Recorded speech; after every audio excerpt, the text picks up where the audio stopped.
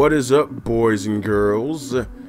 It's Obi, aka 3X, welcoming you inside of episode 5 of Weekly Upload Update Volume 2 for WWE 2K18. I got 9 brand spanking new creations for you this week, replacing the older creations that I had re-uploaded for those of you who didn't have the pre-order DLC or the newer DLC that came out after that just a couple of weeks ago. So without any further ado, we're going to get right into it, and we're going to start off by filling out the remainder of the group known as Paragon that exists within the XWA Diamond division. Twice already I have uploaded the ringleader of this faction, Chanel, and now you will have the rest of her constituents, if you will, available for download now. And we're going to kick things off here with the Diamond Doll, Isys Diamante, aka #1 contender for the Diamond Championship, the Diamond Doll, Isys Diamante. So let's scroll in real fast here at her ring gear, and I'll start by talking about that because there's a bit of history and intention that I had going on that kind of changed because of what it is that 2K18 offered. When I brought her back, I was originally intending on creating a body texture attire for her. And for those of you who don't know what that body texture attire it is that I'm talking about, it's a technique that certain creators use where they use the Doink attire, the Doink costume, outfit, whatever it is the case.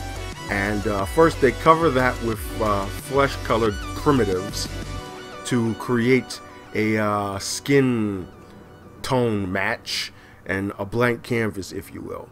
And then they add on the body textures, such as textures of the torso, boobs, you know, abs, the derriere, back, if you will, and so on. And then from there they add on customized, I guess you could say, clothing textures of different attires, usually kind of like lingerie-ish or just really customized and custom work attires. And depending on how well or how detailed the textures look, you can get some really cool effects. And you already know what it is that I'm talking about here if you watch other CAWS shows out there that I myself also do watch, such as Total Knockout Society and CTO, Cherish the Opportunity. A lot of their female wrestlers use that technique, and by a lot I would say probably 90 to 95% of them. And it's a technique that I've wanted to use, and it's a technique that I specifically was going to be using to create her attire for 2K18, but then we got the addition of the logo wrap and the logo embossing function, which ultimately made that idea completely unnecessary for me. And you will see why if we take a closer look here at the brassiere and the trunks or panties, if you will, because you will notice that there is some extra studding going on here. Those are just basically diamond graphics, photographs, if you will, that I found from Google searches and gave transparencies and so on, created patterns of, and then uploaded them to Community Creations, brought into the game, and added the emboss function on them. And the result gives it a 3-dimensional effect that from a distance looks like her ring gear is encrusted with diamonds. The only thing is that they obviously don't have the sparkle effect of diamonds, because you can't add any metallic looking effects to any custom logos or images in the create a superstar menu. I have actually found out that you can add that effect to logos in the create a championship menu, because I actually have started working on recreating the XWA championship belts. You will see all those in time, but like I said, you can't do it in the actual create wrestler mode, and that there is something that I hope that they bring into the game for 2K18, to be able to give you the option to actually create different texture finishes for your custom logos, so you can actually add a metallic effect or a leather effect or cloth or things like that to your custom work to put onto the attires and give them even more of a different, more three-dimensional and more assorted effect of options that will add on to your creating abilities as far as making ring gear for your characters stand out. And needless to say, this attire here does stand out a lot, even with it using very, very simplistic functions here. And that is testament to something that I've said frequently, the fact that you don't really need to overdo it with your designs in order to create a design that works and looks good. And I've pretty much pulled that off here with Isys. So now that we have that little bit of design philosophy out of the way, you'll notice that she's got a whole lot of tassel-y, frilly things going on here. The combination of that and then the hairstyle gives her that kind of like, I guess you could say, hip-hop diva type of look, which of course was the basic premise of Isys's character, that being a combination of what you would see from Love and Hip Hop or Real Housewives, and any one of those famous female rappers out there that you might be familiar with. Lil' Kim, Nicki Minaj, whoever else is out there. I'm not naming them all because I'm not familiar with them all, because I'm kind of an old school guy myself. I stick to the classics. I don't listen to that new stuff that all you kids are listening to out there nowadays. But anyway, there's not much else really to say here for the primary attire. What you see is what you get, and what you got here looks pretty damn good. So let me show off the entrance gear. So for the entrance attire, obviously we tapped into a little bit of Sasha Banks here by using her entrance coat and adorning it. There you see, it's got the diamonds on the front. Those there are actually the in-game model of the coat. That's already there. What I wanted to actually show you, however, would be the back end. By default, this back area of the attire is completely bare. There's nothing on it. You wouldn't notice that if I didn't tell you that the back side area there is the same exact diamond stud pattern that I used on her actual ring gear. And that right there is a testament to exactly how powerful the emboss function is for Create a Wrestler here in 2K18. Because from a distance, it looks exactly spot on similar to the rest of the diamond studs that are already on the coat. So yeah, that right there basically set me off to making the decision that I don't need to use any other special effects for my attires. All I really need to use is very, very clever usage of the tools that are already in game to make really, really unique effects to all the stuff that's already provided. And yeah, the proof is right in front of you here. She's looking really, really fancy. That's the best word that I can possibly use for her. Anyway, scroll up here to the sunglasses. Yes, I added a glow effect to the sunglasses. I know, I'm completely unoriginal, but with her entrance, it makes sense and it kind of stands out because she uses dark lighting for the entrance, so the shades kind of pop off there, and you just really have to see the entrance for yourself to know exactly what it is that I'm talking about. But I will use those different special effects when they make sense for the character, not just basically just throwing it on there because I can. So that's that, and that's the entrance gear for attire number 1. Let's take a look at the alternate now. So kind of similar to her alternate attire from last year's game, I just added one extra element, that being this sheer top that has the same kind of frilly tassel effects going on as the gloves. And it's a really, really simple addition, but it creates a completely different effect for the attire, because now from a distance it actually looks like it's kind of sort of a one-piece type deal, and that's just fortunate of the fact that the top actually drops down to the waist to give that type of effect. But it's just one shirt being added on to the default attire, and once again, it's an example of just simple things and easy additions to set off the overall look for a specific ring gear.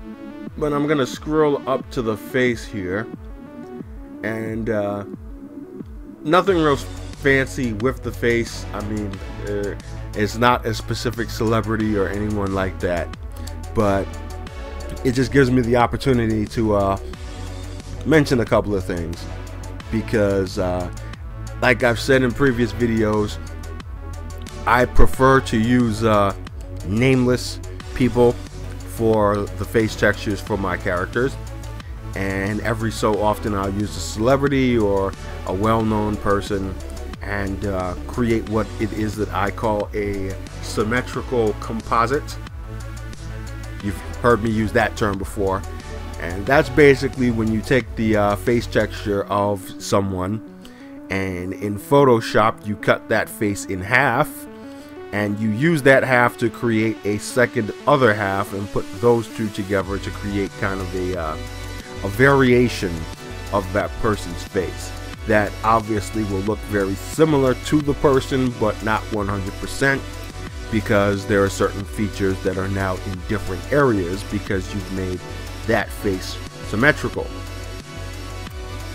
I tend to use that usually for a face that isn't symmetrical, which is actually pretty common, and it's something that you notice when you're looking at people's faces for a very long time, that sometimes certain features are not exactly in the same spots as it is on the other side of a face. It's completely natural, but it's also very unnoticeable unless you're actually looking. And so I've had to use that technique on a few occasions for the roster and the faces for my characters. That also has something to do with the reason why an actual symmetrical face is considered to be very, very attractive, because it's kind of rare, and it's one of those things that just it's not that big of a deal, but it's just something that you notice when you're doing this type of thing, as long as it is that I have. Now, luckily, Isys's face obviously was very, very symmetrical, which is exactly the reason why I went with that face specifically for this character.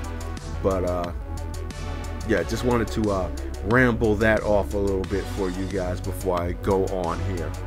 So now I will show you the entrance gear for attire number 2. Basically, the ring entrance gear for this attire is that long Billy Kay cape that came into the game. And yeah, another example of just a simple add-on that in the end makes the entire package look pretty damn amazing, if I do say so myself. And you just have to watch it, how it is that she walks down to the ring wearing all this stuff. She actually does have the Billy Kay ring entrance in this year's version of the game, and yeah, it stands out. It came together very well, and aesthetically, she's probably one of my favorite female characters that I've made this year, and that's not necessarily because of the fact that she's probably the least dressed of them all. Maybe it might have a little something to do with it, but that actually fits into the character herself. You know, she's very, how you say, provocative. So, yeah, that all works out in the end. But that is going to be Isys Diamante for 2018. And to no surprise, you probably already know this by now, but she and all the rest of the characters that I'll be showing off in this video are available right now. So you can go and download them immediately. But if you wanted to have a certain closer look and a, you know, design description from the creator themselves, then that's why you're watching this here video. But you can have her now if you like. Next up on the list is a character that I brought back after an almost 10-year hiatus, if you can believe it or not. The last time I made this lady was all the way back on PlayStation 2 back in 2008, and she of course goes by the name of Jersey Red. I put up a little preview video for you guys in the XWA countdown of this particular character, and yeah, now you get a closer look at her, and you also get her to add to your own game. Obviously, you can tell from appearances that Jersey counts in the power category. So alongside of Jamie Fury, Natasha, Sarah Warfield, Aurora Cellini, and America Weston, and Tamara, she rounds out my big girl contingent of the Diamond Division. And with the exception of Tamara, I would probably say that Jersey Red here is the most vicious of them all, as it is that you might remember I used her in a blindside attack on Tadako Togo in the last episode of XWA Girl Fight, and that is something that is going to be built on and elaborated on just a bit more in 2K18 in ways that I cannot tell you because I can't give you spoilers. But obviously the version that I made for her in 2K17 was a work in progress. It was obviously incomplete. I just used her just for the sake of being able to introduce her or reintroduce her into the fold here. This is the complete and final product, and yeah, it's looking damn good if I do say so myself. Now, you'll notice the ink is actually random miscellaneous tattoos that I had added on. I forgot what tattoos I used on her for that last model, but like I said, that was a work in progress version of the character, so it was not going to be 100% accurate and things were subject to change without notice. The thing that doesn't change, however, is the chest tattoo. That is the same as it was last year, with the exception of the placement being slightly different, thanks in great part to the logo wrap function there. So I managed to get it to wrap around the top part of the chest, onto the back and the shoulders, which helped a lot in terms of the arm tattoos, which are single wrap using the same exact function.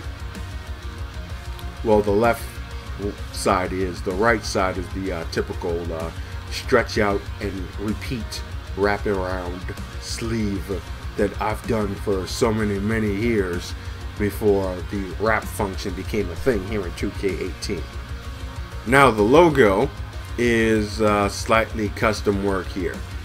The text obviously is text that was created using a Photoshop style to give it its finish. You scroll down here to the pants so you can get a better look.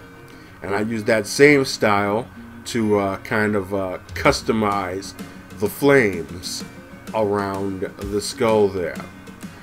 For your FYI, TCB, if you're not familiar to Karen Jarrett using that same term for a little bit in TNA, is short for taking care of business, and that is Jersey Red's thing, and that also happens to be the name of her new finisher, so it kind of serves a double purpose. Anyway, paying attention a little more here to the pants, you can see some buckle textures going on here. This was actually before I made my custom buckle texture that you've seen on a couple of characters, Abigail, Rooker, members of the Riot squad, and so on. So this was before I found that out, that I could pull that type of a thing off. And this right here actually marked the official moment that I realized that the wrap and emboss functions were a thing that I was probably going to end up using a lot, just simply on the fact that I made these normal Nia Jax pants into something completely custom.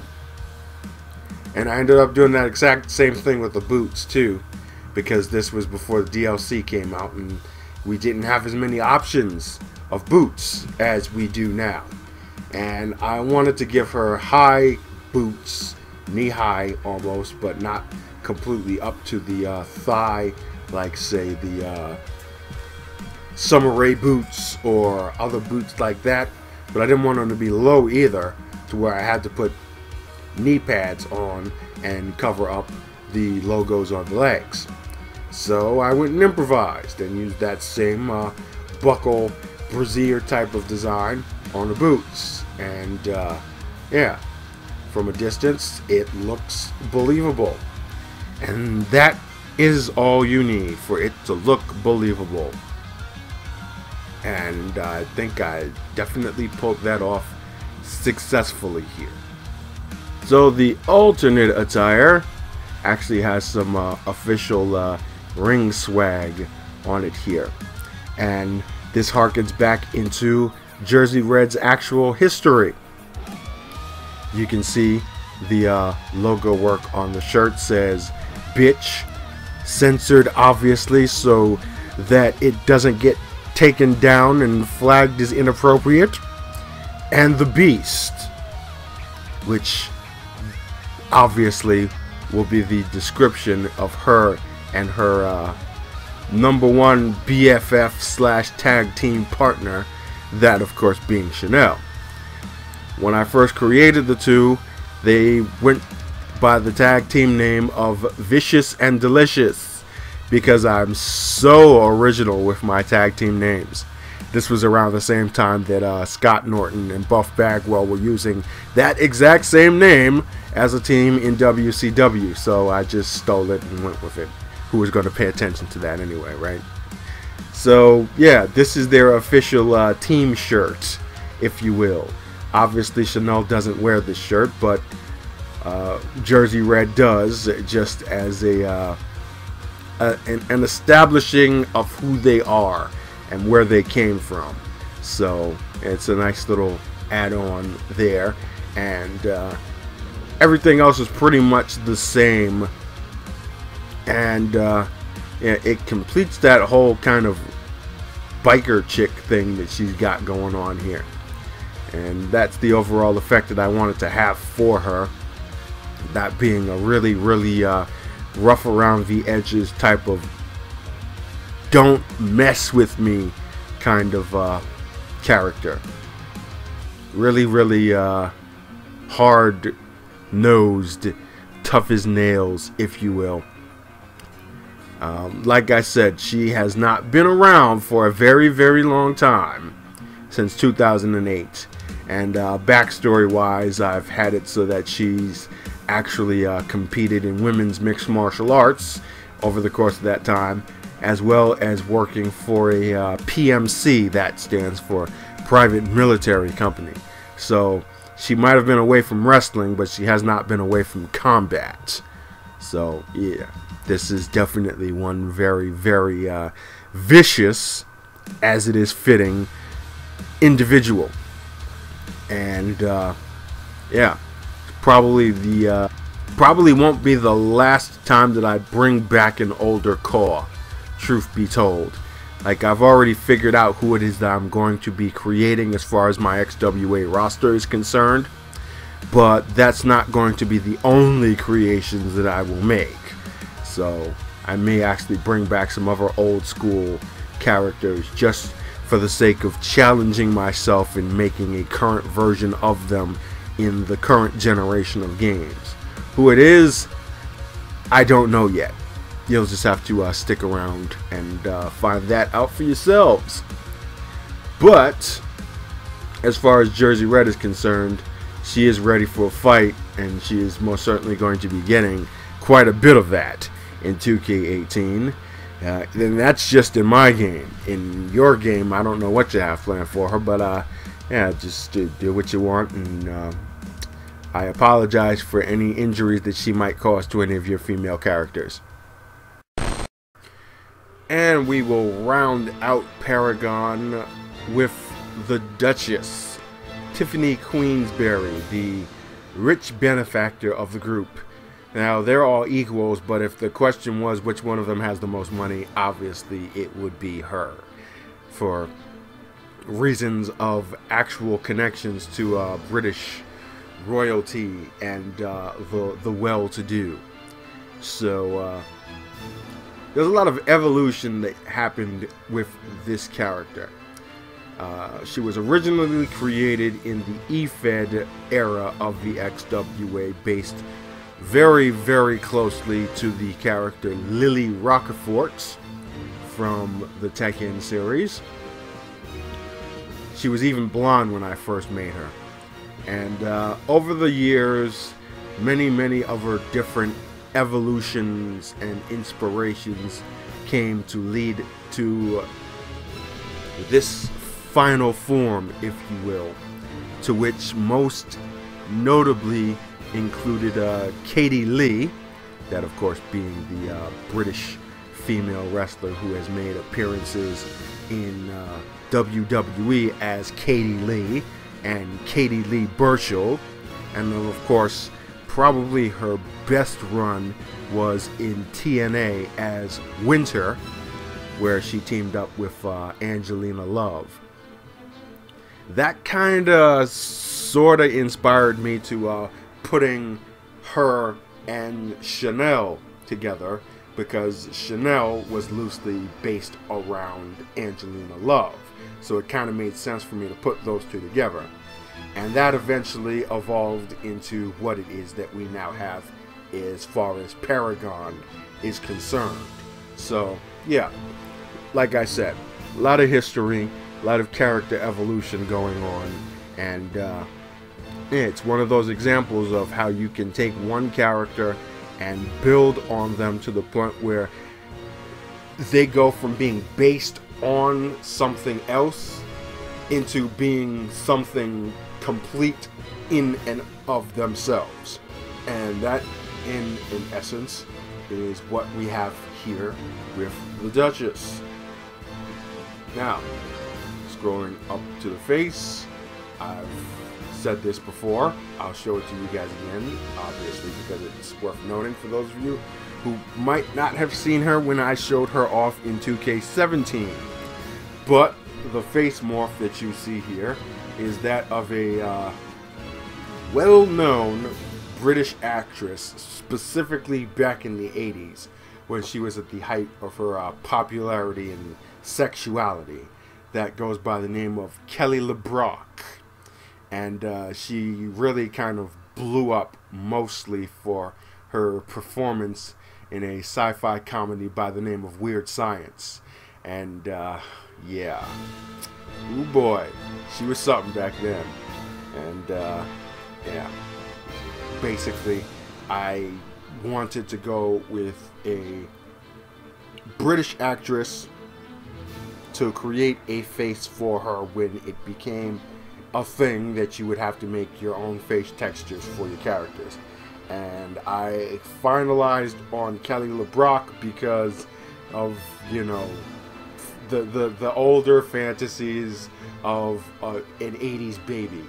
You know, she was probably the first woman that I ever saw wearing almost next to nothing before, you know, I found out that there was these things called Sports Illustrated swimsuits editions and Playboys. And the rest is history. But yeah, the ring gear pretty much is spitting image of her look from 2K17, which is also spitting image of her look from 2K16, because if it ain't broke, don't fix it. And this has been one of those characters that I've consistently made the same year after year, because there's no real need for me to change anything on her, you know? Maybe I might come up with an alternate attire at some point, but this type of frilly, regal look is very, very fitting of the character, and there hasn't really been any need for me to make any variation on it in 3+ years. So maybe this might be the year I switch things up eventually, but at this present moment, it's just basically a year-to-year conversion for me. So that's the primary ring gear for you. And let's take a look at the alternate. So if there's one actual variation from last year's version of the game to this year's, it would be the entrance. I keep saying entrance gear. So if there is one actual variation from last year's version of Tiffany to this year's, it's her secondary attire, because in last year's game, this was all black. In this year's, I decided to make it all white. And yeah, I was kind of debating making the finish of the clothing regular as opposed to it being satin colored here, because it makes it look a little grayish. But then I saw how it looked like in game and decided, you know what, I like that look. I like how it stands out, so we're gonna stick with it. So yeah, I mean, no logo work whatsoever anywhere on this character. No tattoos, no logo designs, anything of that nature. Because like I said before, it's not really necessary for the character, and especially for this specific attire, you know, I wanted to keep it clean and proper, if you will. And it fits. As long as it fits, that's the main thing. As I said, I might actually mess about with a variation of her ring gear or new ring gear. Depends on what it is that I can pull off, or whatever it is that ideas that I can come up with. But at this present moment, there's no real need. this here is kind of harkening back to her original design, which was obviously, like I said, based off of Lily, whose primary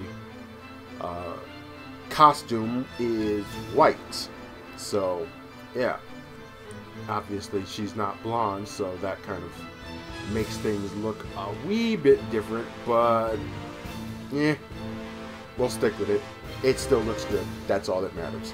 So, yeah, that's the Duchess, Tiffany Queensbury.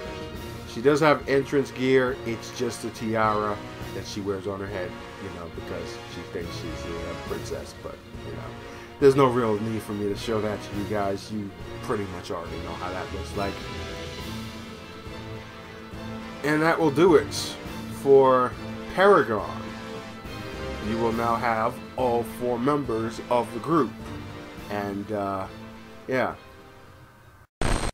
Up next on the list is the 2K18 version of the White Wolf, Suki Nobu, the second pupil of the Tokyo Tsunami, Tadako Togo, behind Marisol Cardinal. We'll start from the top and work our way down. The face texture here is, as it has been since I first created the character, that of a Japanese actress by the name of Devin Aoki, who has been in quite a few movies, but is probably most known from her performance as Mio from the Sin City film adaptation, and also she had that one appearance in the second Fast and Furious movie, aptly titled Too Fast, Too Furious. And yeah, basically, I wanted to use her face because it's very, very unique. Is specifically the freckles there. That's actually from the face texture. You will see the actual picture on the side of the screen there, and yeah, it really, really looks good. I mean, she's a very, very beautiful woman. So that's one of these situations where I decided to go with the celebrity route for a face. And it came out looking pretty damn good, if I do say so myself. Now, as has been a recurring trend for her design since I first made her in 2K16, the design element for the character is that of a Japanese god or mythological creature character, however you want to call it, by the name of Amaterasu. And the version of this being that I use as representation is the one that appeared in the Capcom video game Okami, which is probably one of the most underrated video games they've ever made. I mean, that game really didn't get as much popularity as, say, Monster Hunter or obviously the Street Fighter games, but it was really, in my opinion, one of the best games they ever made in the last generation. And I would certainly love for them to make an HD remake of that game, because I would be on it like white on rice. Anyway, you see the designs there on the elbow pads, augmented by the wrap function and the emboss function together. Same thing applies for the top there. And this is one of those examples of having both of those together, really, really almost transforming how it is the top looks. Because on its own, it's just plain Jane halter top brassiere with that annoying heart on the chest that I despise, because I would love to have a halter like this just as a plain flat front with nothing on it, so I could use more designs on it. But the design itself on it takes away any attention from that one element and makes it into its own thing entirely.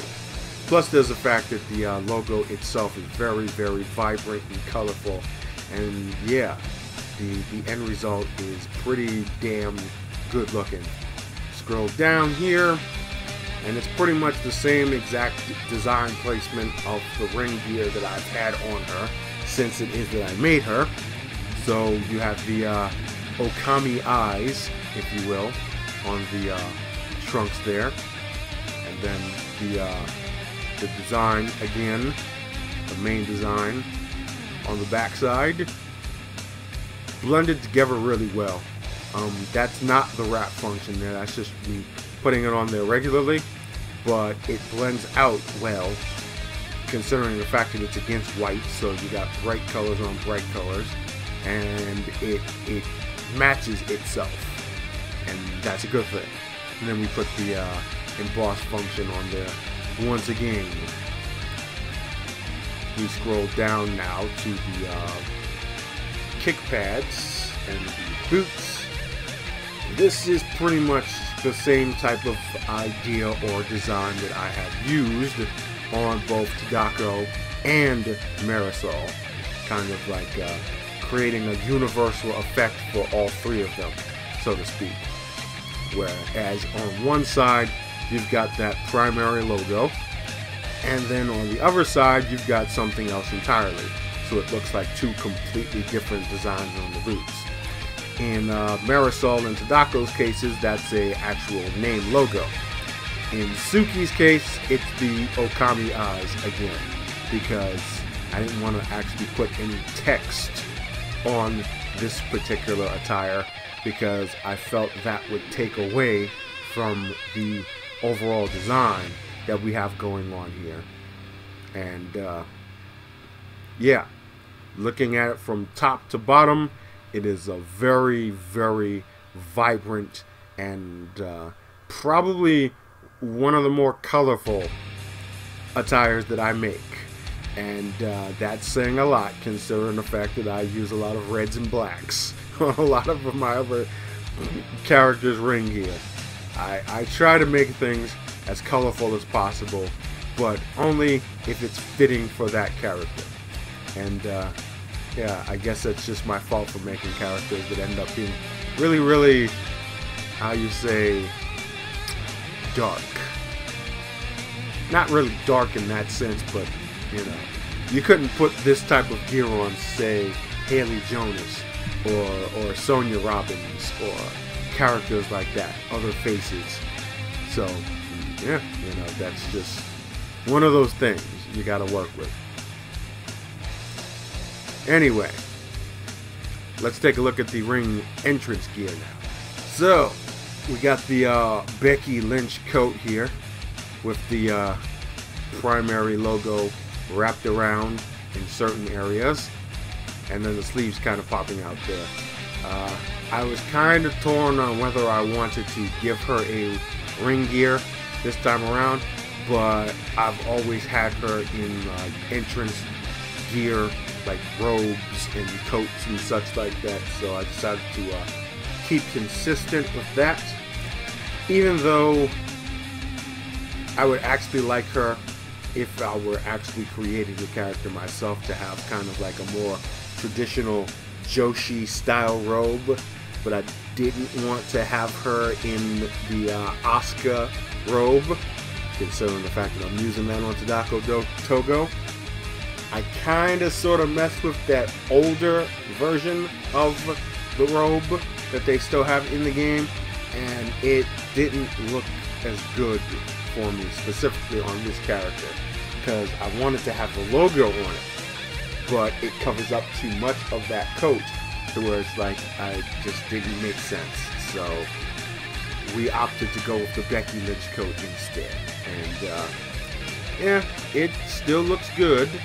It still stands out, same with the rest of her gear, and it's uniform to the rest of her gear, which is the more important part of it that I was trying to go for with the entrance attire. So that's what we got. Anyway, on to attire number 2. So yeah, for the secondary attire, pretty much the exact same idea going on, just the actual logo work being a bit different. There we have the kind of close-up Amaterasu design. Once again, this is the exact same logo work that I used on this attire in last year's version of the game. It's just that the combination of the wrapped and embossed functions give them a completely new meaning altogether, as you can clearly see here on the top. Every other element is pretty much the same as far as placement goes, at least as far as the trunks and the elbow pads. We scroll down lower here, however, to the kick pads, and you can see, once again, an example of variations in design. You have the close-up on the left side kick pad, and then the more scrolled out version on the right side that also appears on the elbow pads, wrapped around and embossed for a different function of effect. And that function of effect comes together extremely well to where it's the same layout and the same design, but different application. And yeah, I love it when the plan comes together. And this is one of those situations, again, where if it wasn't broke, you don't fix it, but I could also improve on it, thanks in great part to the add-ons that they made available for creators in this year's version of the game. And this here is the end result. So now let's look at the entrance here for this specific attire. Basically, same idea, once again, same coat, same placement, but we just went with the secondary logo. So we got the Amaterasu close-up there, looking very, very colorful and vibrant. The difference, however, is that I put a little bit of transparency on it, just to make some other elements of the coat kind of stand out, because against that solid white there was a bit of discoloration, because it's kind of an off-white, so it looked very, very different from the color of the white on the coat itself. So I had to make a slight adjustment. It's not even that noticeable though when you look at it in game as she's coming out to the ring. So that's the look, that's the ring gear, and that is the White Wolf, Suki Nobu. And yes, my friends, winter is coming. Indeed. Yes, that's going to be one of her catch lines. Because I used the Twisted Bliss as one of her new finishers, and it's called the Winter Fall. So yeah, when she climbs onto the top rope, winter is coming. I know, right? It's clever, isn't it? Yes, it is. Because I said it is. You have no say in this argument. Anyway, that is Suki Nobu. And that will do it for the female creations available now at this very moment on PlayStation 4 Community Creations. Now we will focus our attention on some brand new guys. Ladies and gentlemen, I bring to you the 2K18 version of the Evolution of Combat, Jon Payne.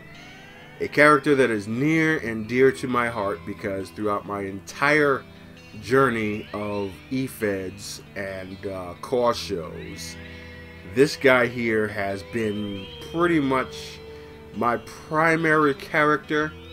He's the one that I actually trekked out into the world first before anyone else to see how he could fare against the universe of creations that exists out there in the world. And I'd have to say he's done pretty well for himself. And as far as his appearance goes, just as his namesake, it's been an evolution over the course of the many, many years that I have made this character. He first appeared on the scene back in 2006. That very first SmackDown vs. Raw game that came out that year. And he's been a staple in my character stable, collection, whatever it is that you want to call, ever since, on the fact that he is, well, basically, he's one of the first students, one of the first 2 students, specifically, of the king himself, Riot, who, by the way, is still available on Community Creations for you guys out there. It was him and Jason Jones, one of my brother's creations, that were the first 2 students to emerge from what is now known as the School of Hardcore Academy. You will see that mini banner there that I put right on his left kick pad. You're going to see that element a whole lot in the next couple of creations that you are about to see here, as a symbol of solidarity. Payne has actually kind of taken the reins as the chief instructor, if you will, at this specific school, and has actually been responsible for the training and rearing of newer generations of characters, most notably that of Kevin Lassiter, who is now currently a member of Katana, and of course the current XWA World Heavyweight Champion himself, Krystian Fenix. So he's got his own branch of apples on this long-standing tree of the School of Hardcore that features a great many deal of characters that I have made for my XWA show. It's one of the foundations of my universe, this school is. And a few other schools, obviously, I've spoken about in the past, like the Togo Dojo, which is the Japanese equivalent, founded by Yoshi Togo. And then more recently, the Lion's Pride Camp, that was founded by Magnus von Schwartz, which is kind of sort of caught steam itself. But yeah, I could go on and on and on about backstory and things of that nature, plot-wise and such, which is one of his character's strengths. But you probably want to actually some of the design stuff going on here, so let's focus on that. The tattoo design is still the same idea. It probably looks a wee bit different from last year's version of the game because of the wrap function. I actually took these 2 different elements and put them together using the combining feature that's in the game, where you can put together different logos to create one. So it ends up looking a little different, but the placement is where it is that I would have liked for it to have been last year, except for the fact that you couldn't wrap things around without it fading out at the edges. So it kind of lost that effect. It doesn't lose that effect this year because we have that function. So now, tattoo designs that I had originally planned on making look even better now that I can actually make them look the way that I wanted them to look on the body itself. So, very cool addition, and I will not stop saying how cool that addition is. Let's flip over to the back. Same idea with the back tattoo there. He's pretty much adorned with ink because, well, that's just the evolution of his character, basically. And what an evolution that was. Originally, when I had concepted him, he was based very loosely off of the late Sean O'Hare. And I can't begin to tell you how impressed and disappointed I am at that man and what it is that WWE squandered with him on their roster, because he could have been something special. That mix of size and agility and the martial arts is just that's something that's not really, you can't even try to mimic that. It was just a one-of-a-kind talent that they just did nothing with. But okay, I'm done ranting. Rest in peace, Sean O'Hare. Anyway, getting into the trunks here. Pretty much same elements as I used for his primary gear last year. It's just the placement is obviously a little bit different here. On the fact that I got the System Shock logo face here on the back, whereas last year it was on the front. I could wrap it around completely here and just have that completely take over that element of the attire.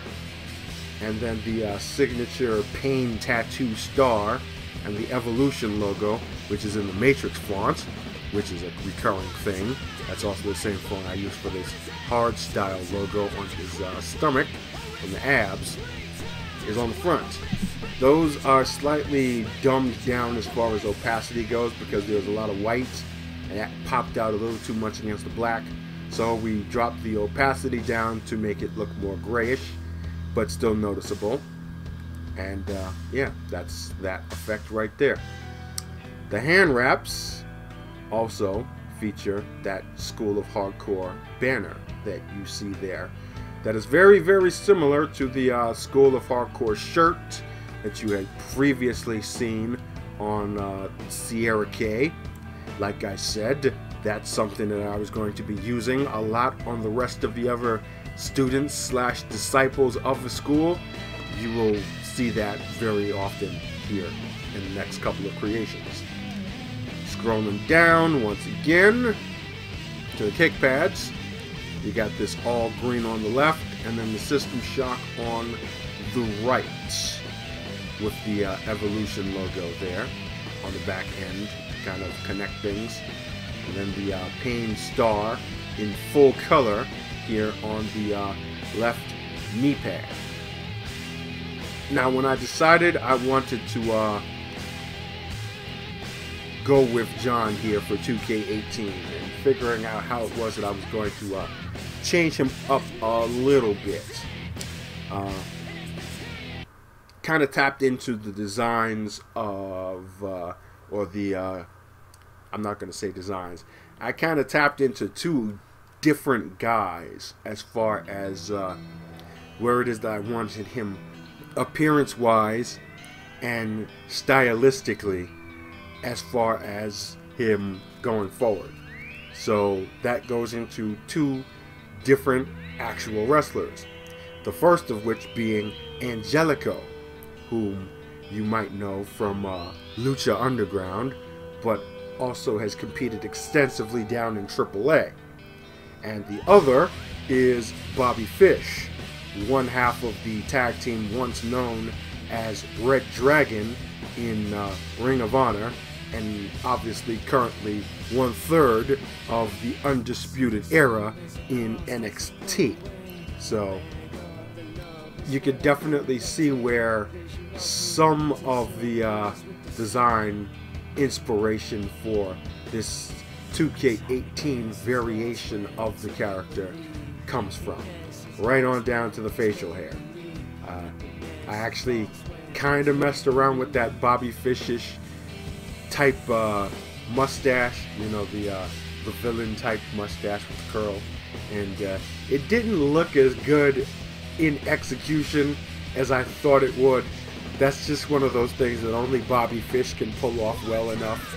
So we just went with the regular old beard and decided to give him facial hair as opposed to just the 5 o'clock shadow that he had going on last year. So it kind of works out appearance wise for him because he looks older, because he kind of is older as far as the XWA is concerned. He's one of the grizzled veterans now within the roster. So yeah, it works out altogether pretty damn good. Now let's look at the entrance attire here. And there you see, as promised, the same Roots of Fight styled School of Hardcore ring walk shirt. Same logo, obviously. created in Photoshop. You've already seen this before on Sierra K. And then back, the official, I guess you could say, slogan of the school, Stiff AF. You already know what AF stands for. So, yeah, you pretty much get the idea of what these guys are all about and just how hard it is that they hit. Not much else to say except for the fact that, boy, I really do love the way that this thing came out. Like, I'm seriously impressed.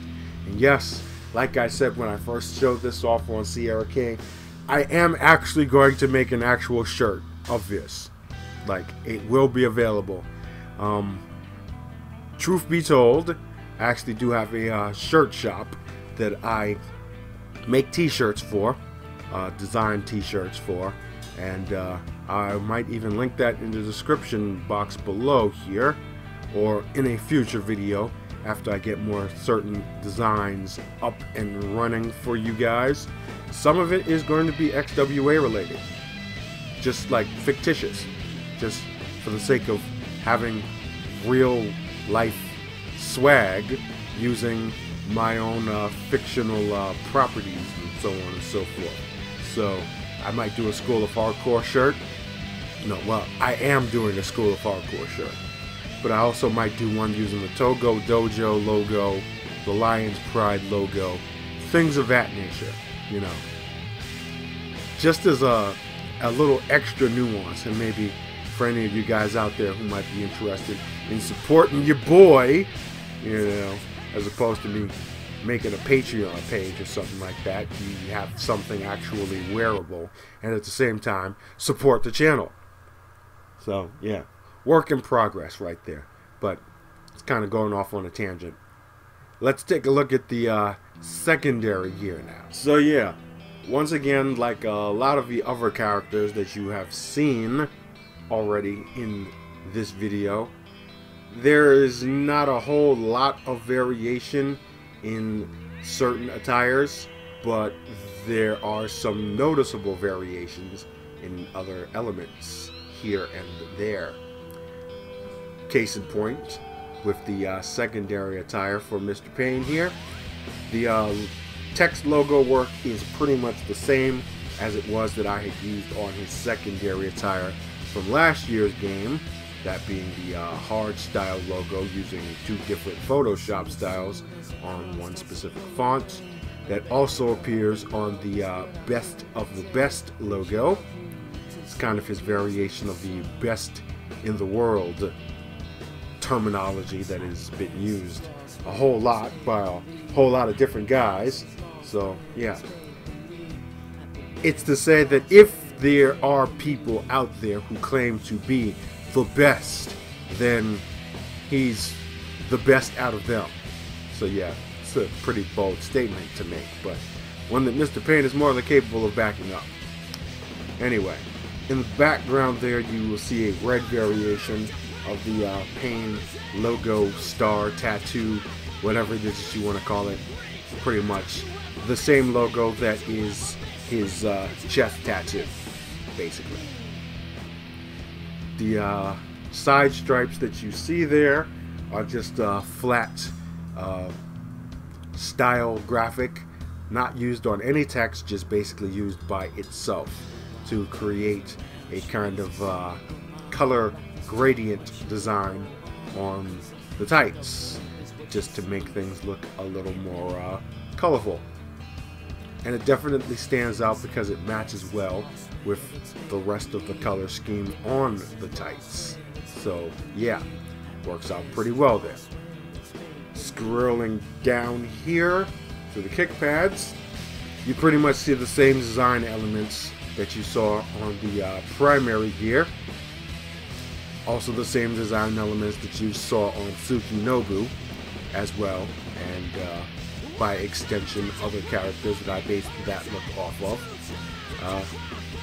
That also pretty much stemmed from the design of Angelico's ring gear, because he always has that one side kick pad being a bright green kick pad, or a brighter color in general. So it's a cool effect, it's a cool look, and then the fact that you can actually place logos independently on the actual parts themselves, plus the wrap functions and such like that, means that you can make these type of effects happen and get them looking really, really good. Let's flip over to the back there. You see that School of Hardcore banner once again, all on the back side, and then the Hardstyle logo. When you're looking at it from the total package here, you can see that there's a lot of uniformity, but at the same time, there's a lot of color going on. And yes, that was an intentional design choice there, because like I said before, I end up making a lot of characters that use a lot of dark colors. So I wanted to try to make some variations in character color schemes, specifically for the males, where it is that you have one that's brighter colored and then one that's darker colored for either attire. So it's something that I'm going to continue to try to mess with all of my male characters this year, as opposed to them wearing primarily black as a primary color. So that's a work in progress. It's a recurring thing that I'm going to be attempting to pull off for all of the men's roster here in the XWA. We'll see how that goes. And there goes the New York City Police Department once again. I was wondering when they would show up. Anyway, let's take a look at his entrance gear for attire number 2. Pretty much the same style shirt, you know, the cut-off sleeves, just this time with the actual Payne logo work going on there, same as the back of the trunks. Best of the best logo with the Payne star in the back, and then Hardstyle on the back side of the shirt there. Not much else to say. Wanted to go with a traditional walkout shirt for attire number 2, as opposed to the School of Hardcore shirt that's on his primary.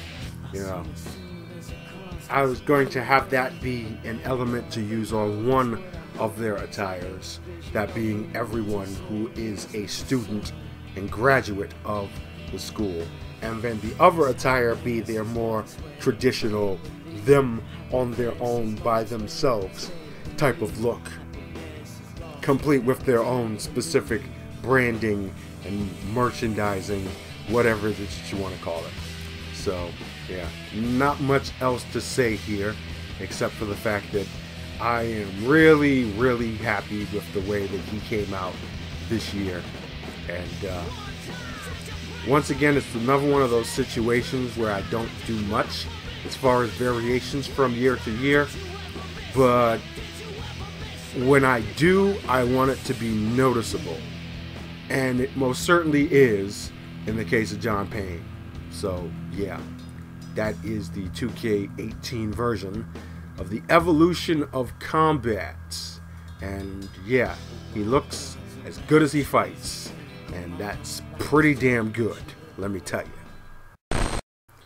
Up next, we have the 2018 version of the Black Hercules himself, Xander, Xavier, Rooker. And this right here is a creation after my own heart, because in actuality, this is a very, very special character, because he was created in conjunction with a friend of mine's who is no longer with us anymore.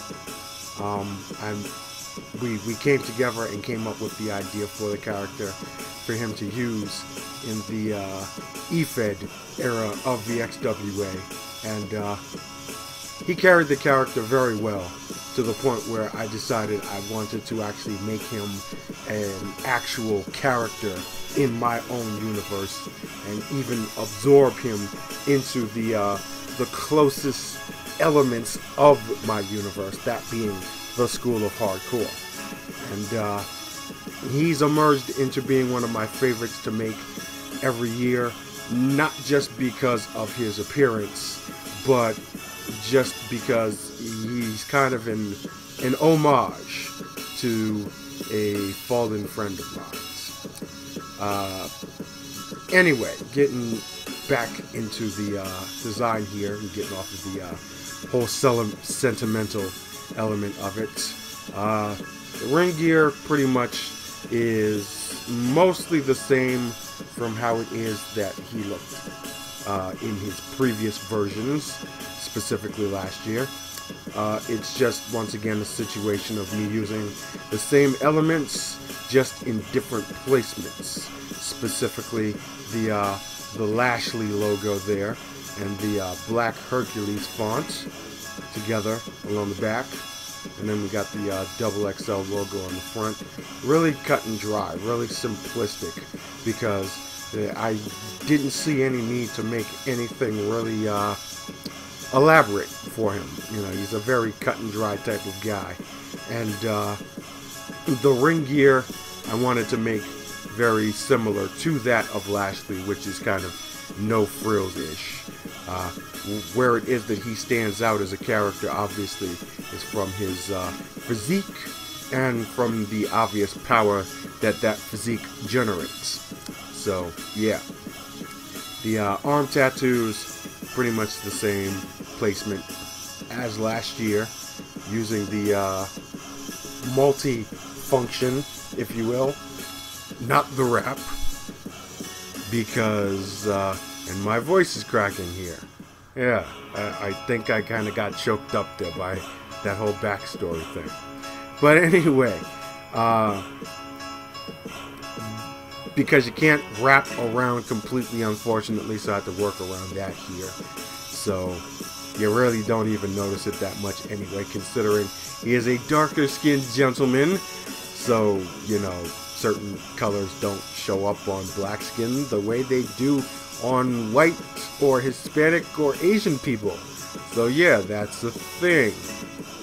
And actually it makes it look that much more realistic, truth be told, with the combination of the addition slightly of body oil that I added to him.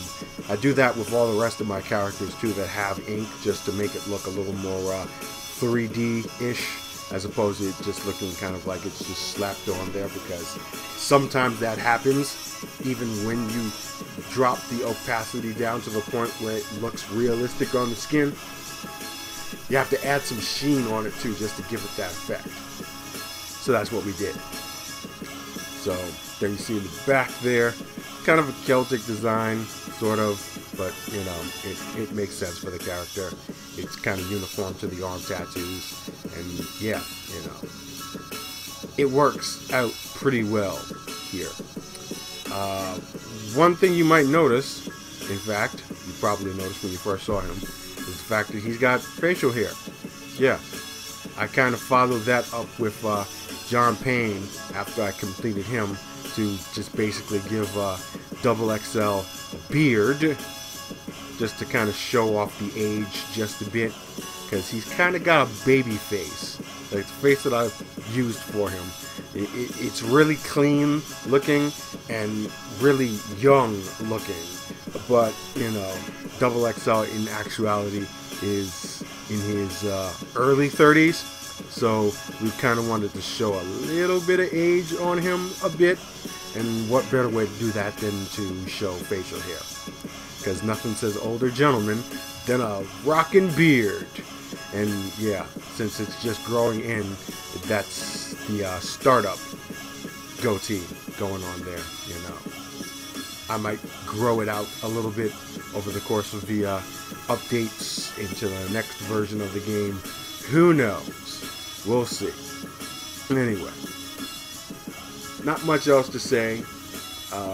Really clean looking look on the attires.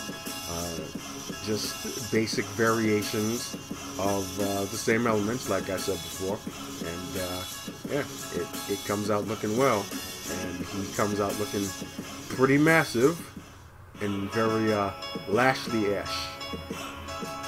It's the headband. It's got to be the headband. Anyway, let's look at his entrance gear now. So yeah, therein we see the Black Hercules logo going on with the shirt. And again, this is the example of the individual branding that I was talking about with Payne as far as one attire goes. You'll also notice that he has kind of the same color scheme as Payne's secondary attire. That is slightly not coincidental, because I do have them pairing up with each other a lot, them being, you know, the two, I guess you could say, two of the most notable representatives of the school, at least as far as the XWA is concerned. These are the guys who have the most experience from that particular academy, in the form of Mr. Payne and Mr. Luther, both of which are also former XWA World Heavyweight Champions themselves. So, yeah. It only made sense for me to keep them together in some way, shape, or form. But, yeah. It's kind of coincidental, but also kind of incidental, me deciding to go with the red and white here for his primary look. Also, I did that because it's kind of based off of Bobby Lashley's first ring gear, because when he first arrived in WWE, he wore white with different color variations, like white with red, white with green, white with blue. I really don't know why they decided they wanted to have him all of a sudden wearing all black. I guess, you know, they wanted to make him look like a black version of Brock Lesnar after Brock Lesnar left. But yeah, I don't know. I just really liked his first ring gears as opposed to the ones that he wears nowadays. It's because it stands out. But that's just my own personal opinion there. The headband has always been a nice touch, though. That definitely kind of sets it off. You know, really, really subtle thing, but effective. Yeah. Anyway, let's look at the secondary attire now.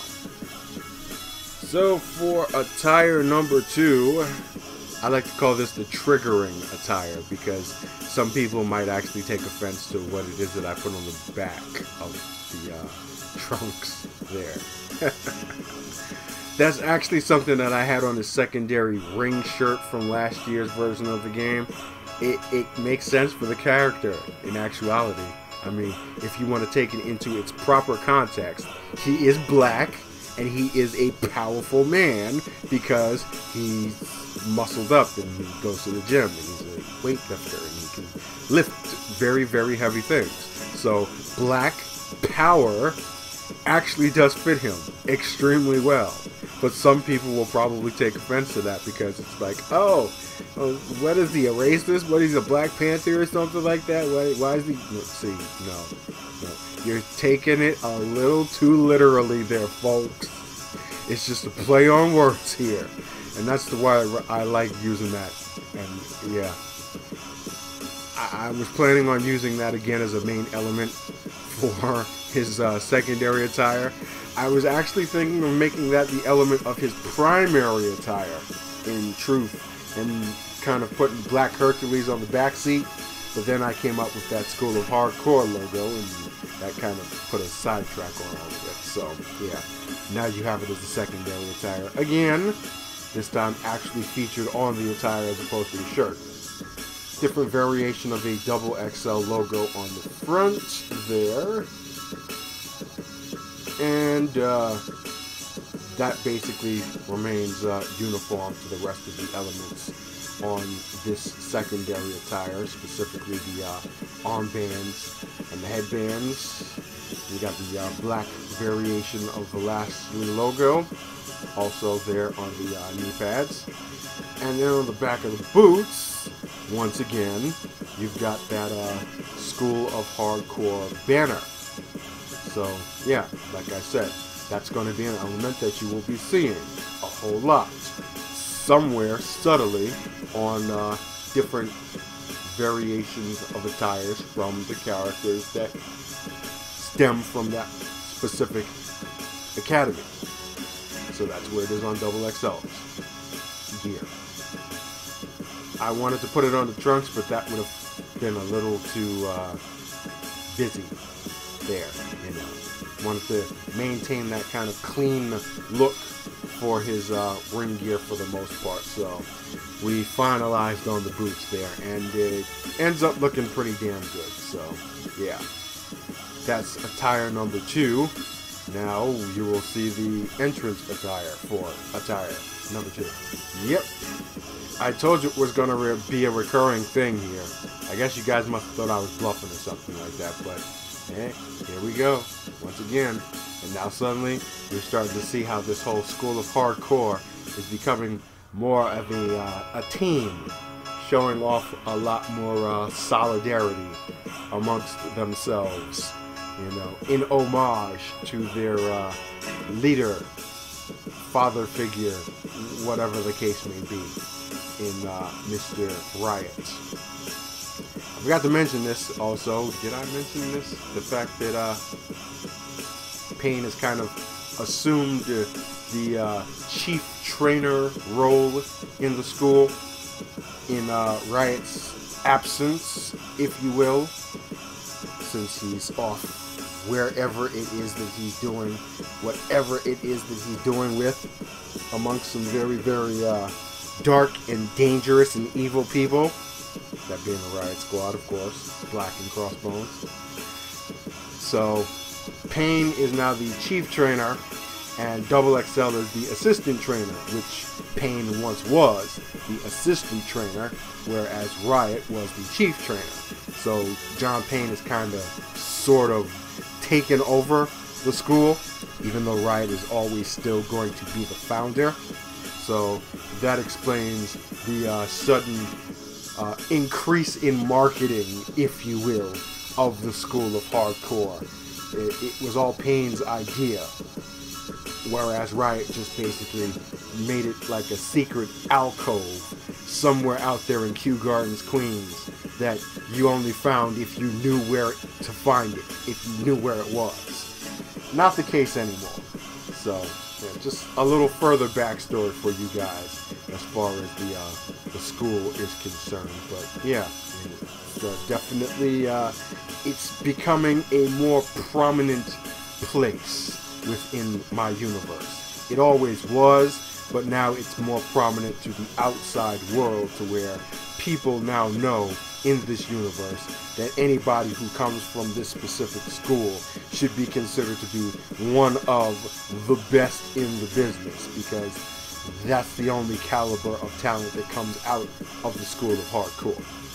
So yeah, and the shirt looks damn good.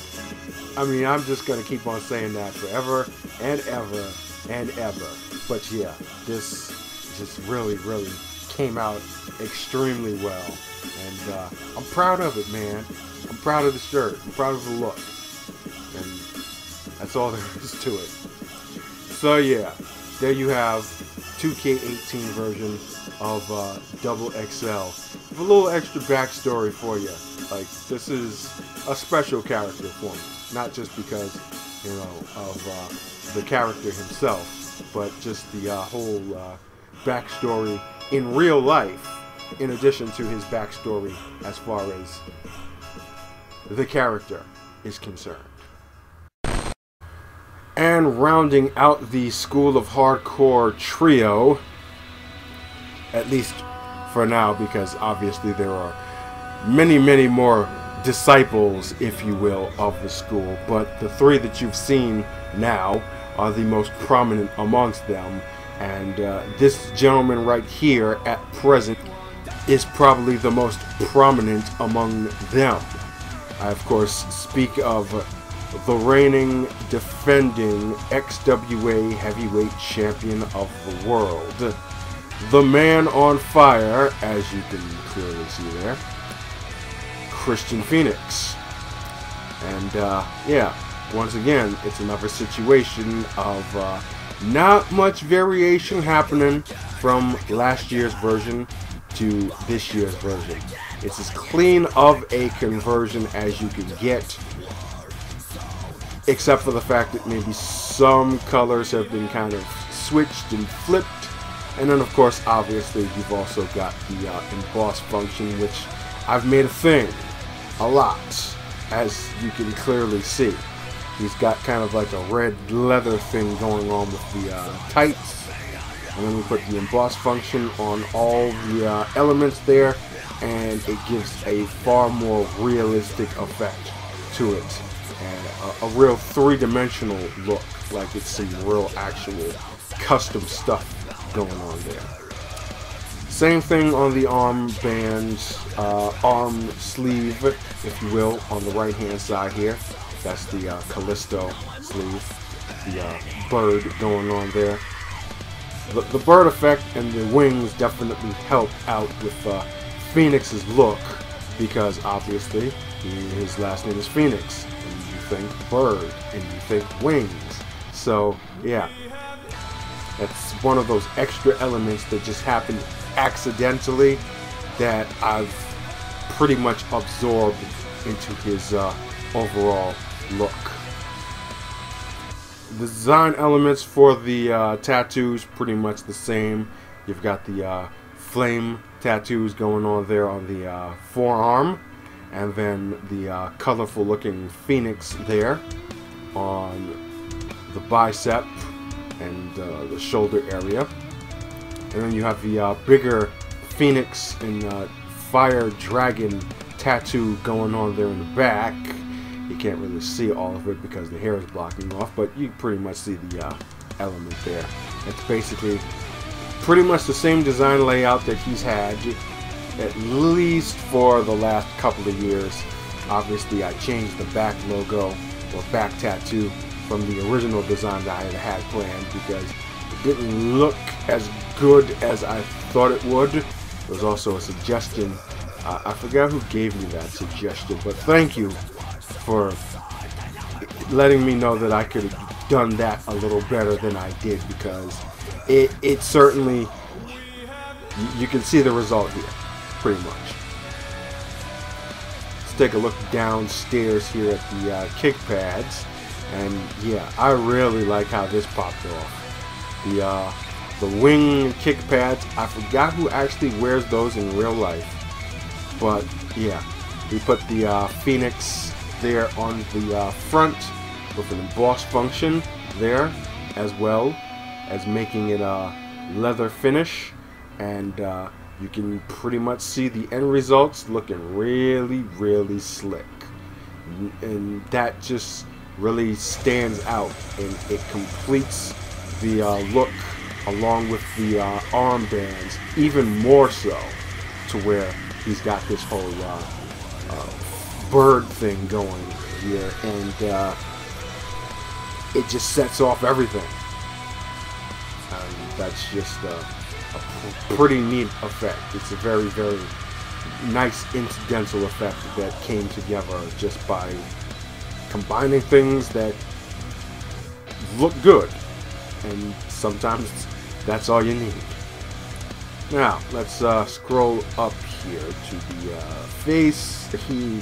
He kind of sort of looks a little lighter in his skin tone than he did last year, but that works out even better towards his advantage, considering the fact that obviously Mr. Fenix here is a natural redhead. He's a straight up ginger, so I kind of sort of made that look pop out a little bit more by making his hair be a little more lighter in terms of its reddish tone, kind of like a almost orangish type of color, just for the sake of matching the skin tone and the color of the eyebrows and the facial hair that was actually on the face texture itself, which was that of an actual natural ginger.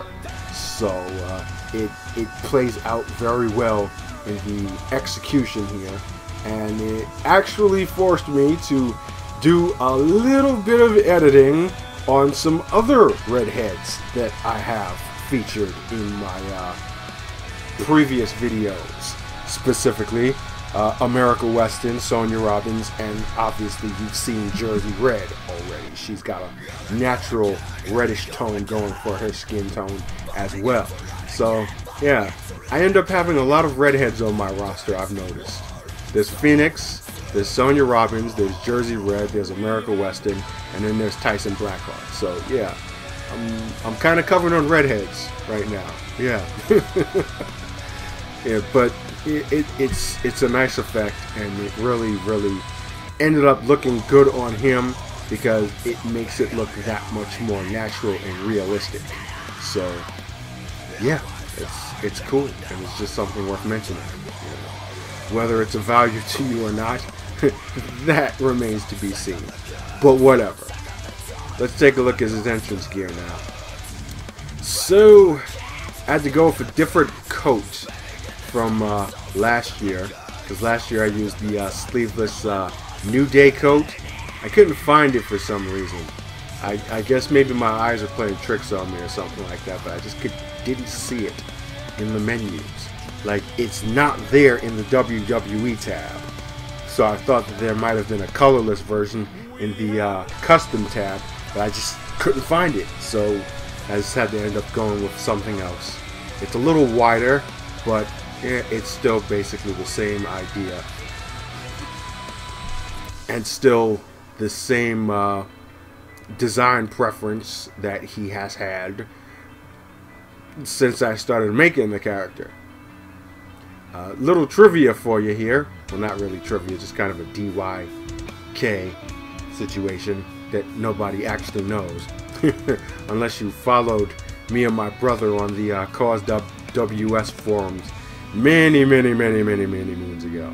But Phoenix actually started out as one of his characters, and I kind of inherited the character because in the process of converting the XWA from its former EFED era version into an actual CAWS show that I would be producing on YouTube, I needed more characters, because I had a handful of characters that I was using myself in the EFED, but the EFED obviously was more comprised of characters and CAWS that were made by other people.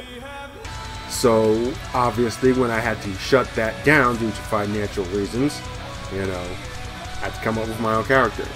So then I decided I wanted to start using my own specific characters that I was making all the time anyway, as the XWA's new roster for YouTube. But I didn't want to use the same characters that I was using as far as, you know, the top draws, the faces and stuff like that. I wanted to make a new generation, if you will. And at the forefront of that new generation ended up being Krystian Fenix and Kevin Lassiter. And that was the plan, of course, until things kind of started evolving even more so in my head, and I started making more story arcs and variations and character stories and things of that nature, to where I ultimately split them up and put Kevin Lassiter with Katana. So yeah, you know, it's just things leading into things, and it just results in that much more going on, to where I'm really happy with what it is that I've been able to pull off in the XWA thus far. And I just really wish I had more time to do more of it. Like, if I could, I would be at this full-time making shows and on a weekly basis. But like I've said before, I'm just a one-man show. It's just me doing everything. The creation, the videos, the graphics, everything is on my own, which it kind of sets me back as opposed to the other larger productions out there like FAM. But you know, the fact that I have as much of a following as I do, being a one-man show, is definitely an honor and a privilege, and I hope to be doing that as much as possible. But yeah, I kind of went on a tangent there, didn't I?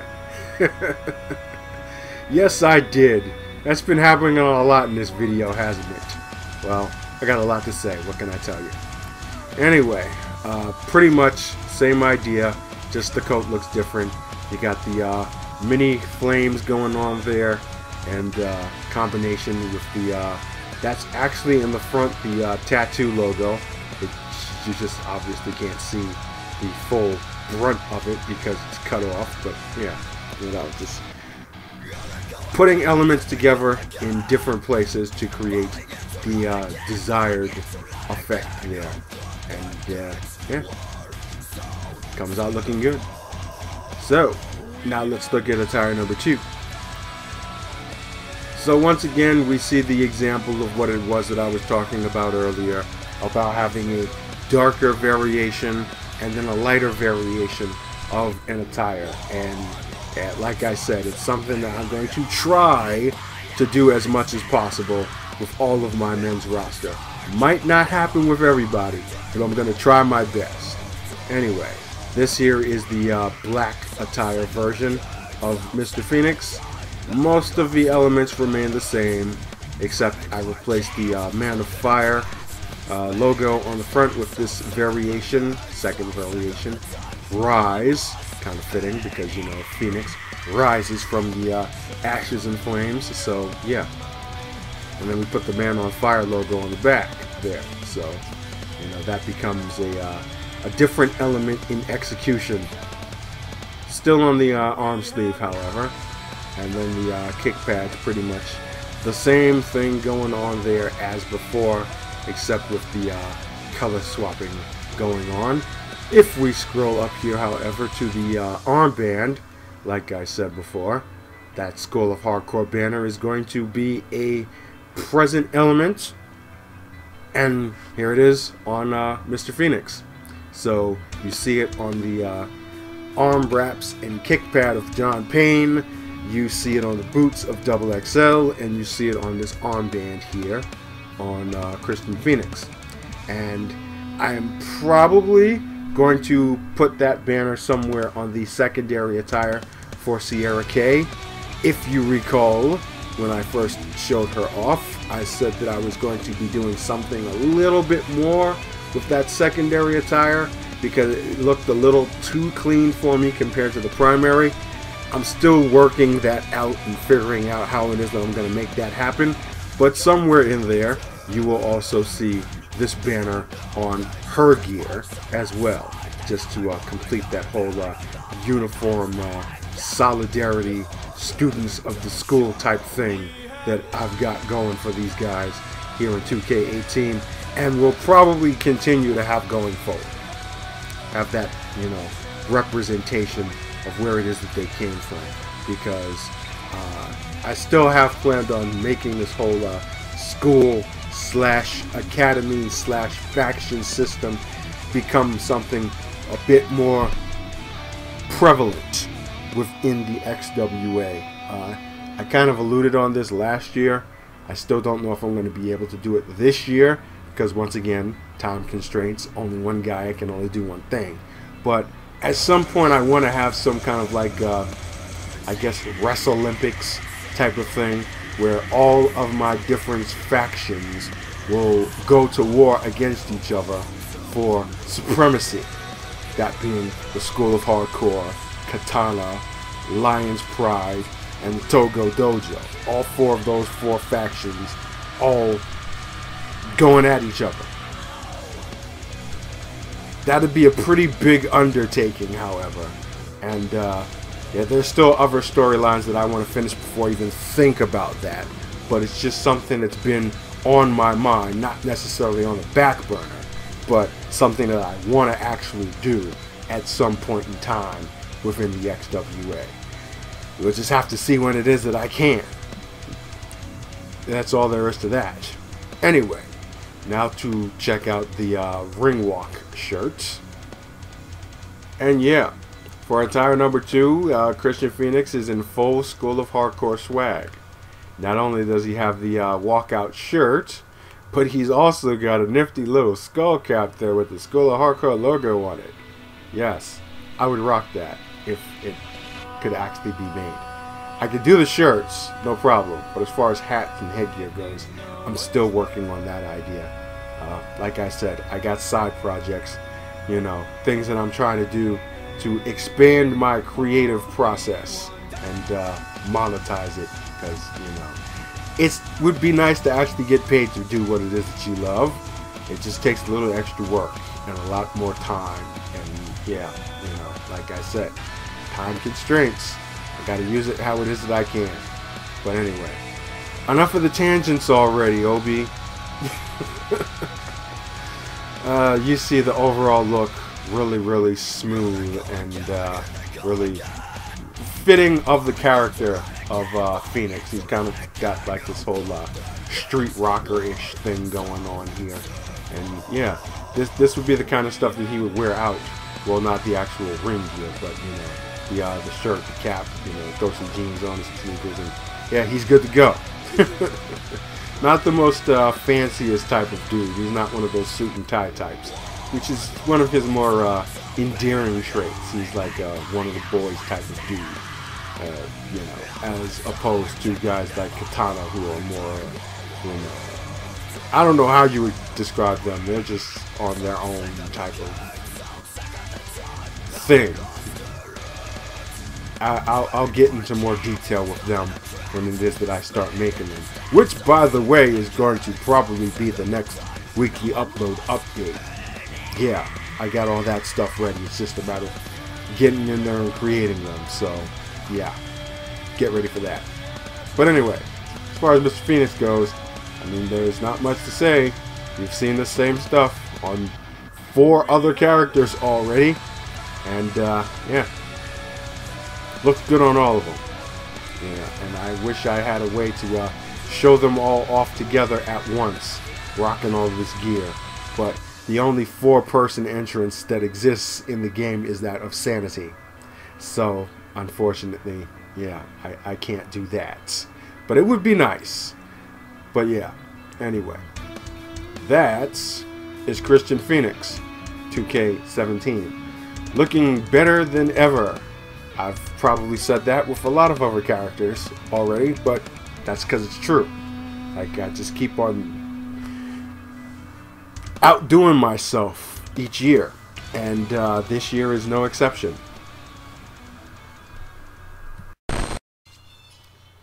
What you are looking at here is the 2018 version of Marco Juventus. And yeah, he looks a whole lot different than he did last year. As does his partner, because I kind of sort of changed things around. And by kind of sort of changing things around, I mean dramatically changing things around. If you saw them as they appeared in 2K17 in that weekly upload update episode that I featured them in, I put them together as a tag team called the Rogues, and the reason was because they both got injured severely at the expense of some other factions out there, and decided to come back together in a kind of a payback angle, so to speak. Then I came up with the character Black, and things started to roll in my mind that kind of sort of began with a certain XWA Live exhibition match that I ran last year that is also featured on this channel, which was probably one of the more ambitious things that I did because it was 100% scripted. Like, I had exactly planned out what it was that I was going to be doing in that match, and it was specifically for story and plotline purposes.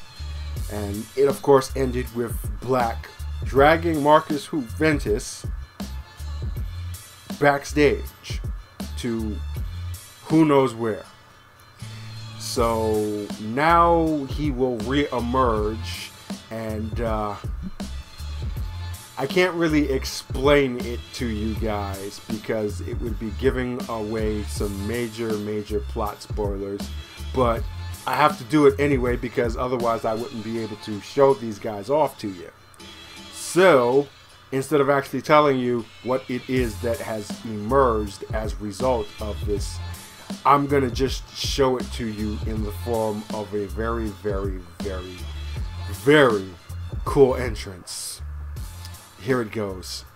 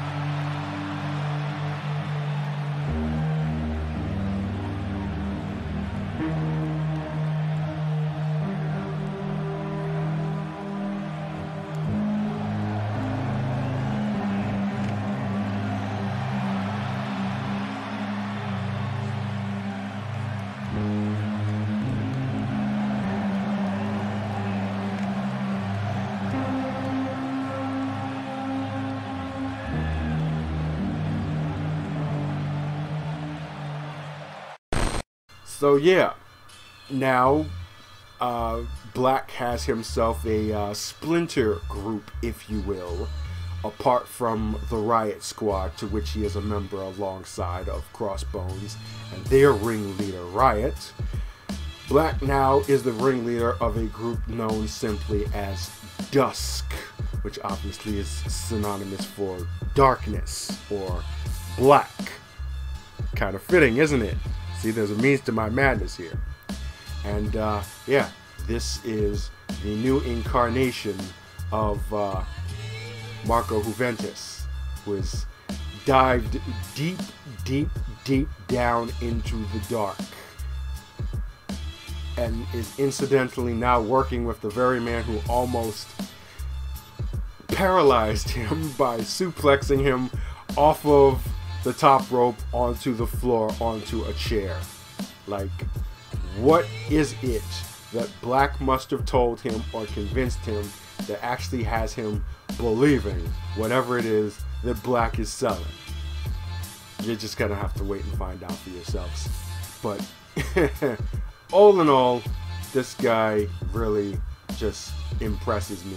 Like, pretty much the same idea, same tattoo placements, and so on and so forth that we had for him in the last year's version of the game. Scroll up to the face here, because obviously, just as it was the case last year when I decided to bring him back, we went with a face of an actor, Mexican actor, who goes by the name of Jamie Camille. And obviously it's a younger facial version of him. He's been around for a while doing this thing. So, yeah.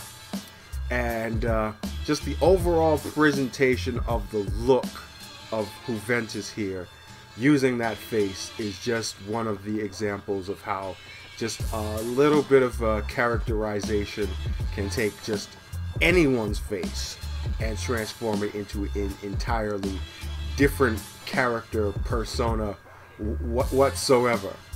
Because, yeah.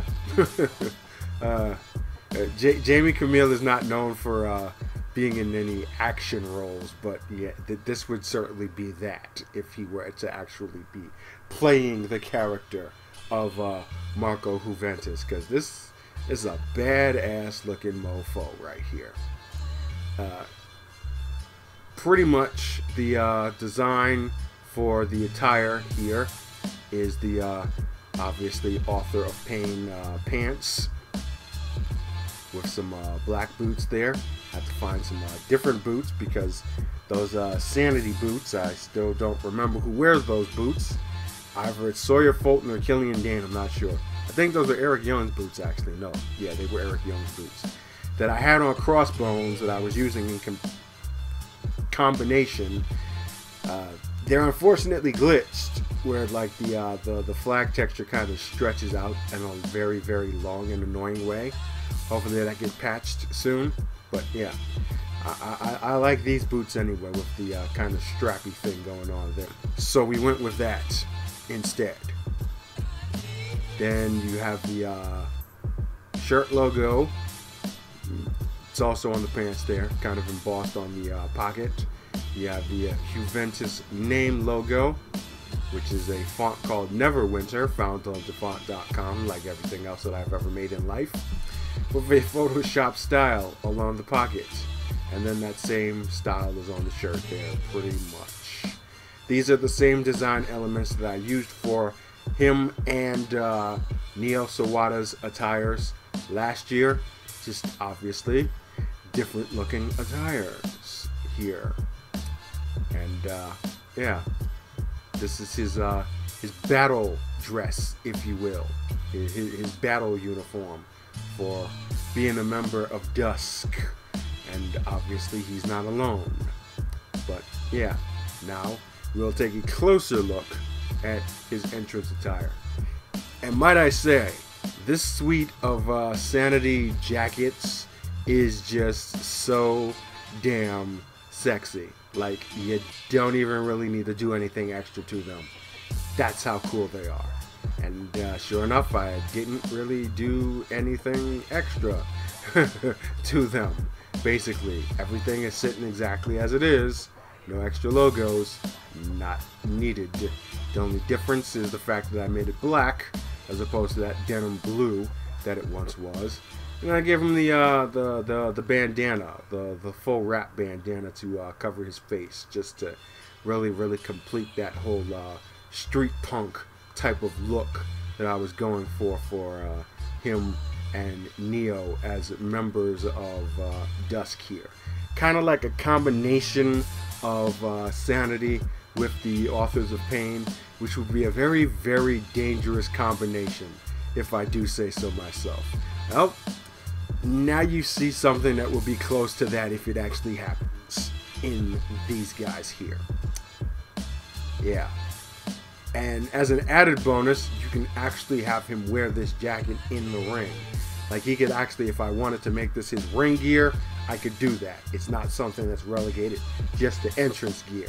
And given that knowledge, I actually made a variation on another character that I will show you a quick update of after I'm done introducing all of these new downloads.